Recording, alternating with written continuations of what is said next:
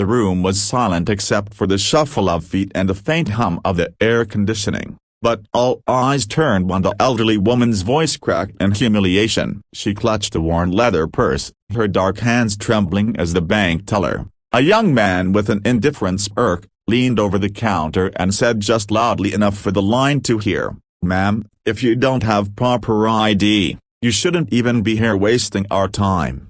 The words hung heavy, slicing through her dignity. She wasn't just any, she was someone's grandmother, someone's mother. Someone who had lived through decades of storms this world had thrown her way. Yet here she was, in her 70s, standing in a public bank lobby being treated like a nuisance, as though her presence was an inconvenience. The woman's eyes glistened with shame. She opened her mouth to respond, but the sting of the teller's tone kept her voice trapped. In that moment, fate had arranged for another presence in the room, a man who never ignored injustice when he saw it. Senator John Kennedy had only come to the bank to quickly handle paperwork, but when he heard the dismissive tone, he froze. His heart clenched as he saw the frail woman, shoulders bent, lips trembling. For a man who had grown up in the South, who had seen what humiliation and prejudice could do to the human spirit, this wasn't something he could walk past.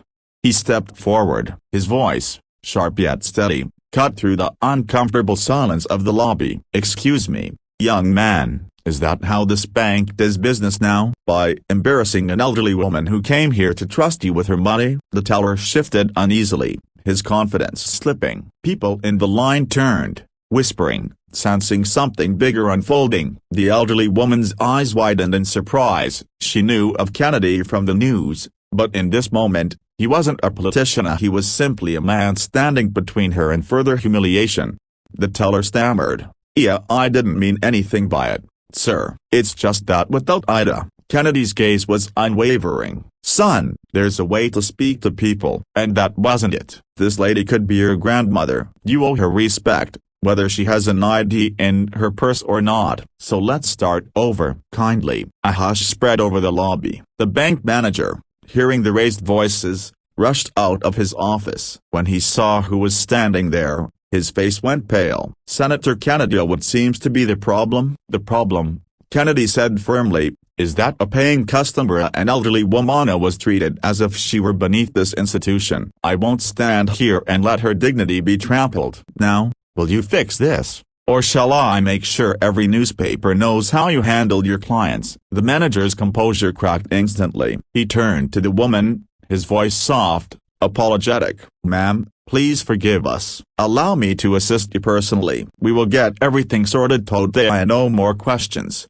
no more trouble." Tears welled up in the woman's eyes. Her name was Miss Loretta, and for decades she had carried the quiet burden of being unseen, unheard, dismissed by younger generations who didn't understand the battles she had already fought. She looked at Kennedy, whispering, "Thank you, sir, a broken bar. Thank you for standing up for me." Kennedy nodded, his expression gentle now. "No thanks needed, ma'am. You've lived long enough to deserve respect. That's the least anyone can give you." As the manager ushered Miss Loretta into his office, the line of customers erupted in quiet applause, not for Kennedy as a senator, but for what he had just done as a human being. Strangers whispered things like "about time someone said something," and "bless him." In that moment, everyone remembered what dignity looked like here and what it meant to protect it. Later, as Miss Loretta left the bank, clutching her purse with a renewed sense of pride, she paused by Kennedy's side. She placed her frail hand over his,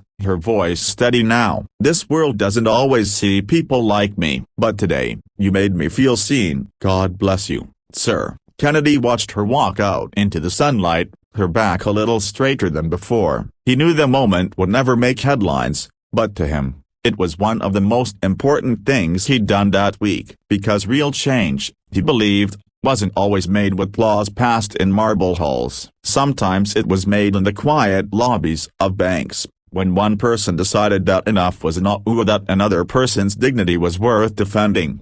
And that day, John Kennedy's stand became a rippling reminder to everyone watching that no matter your age, race, or background, respect is not a privilege, it is a right.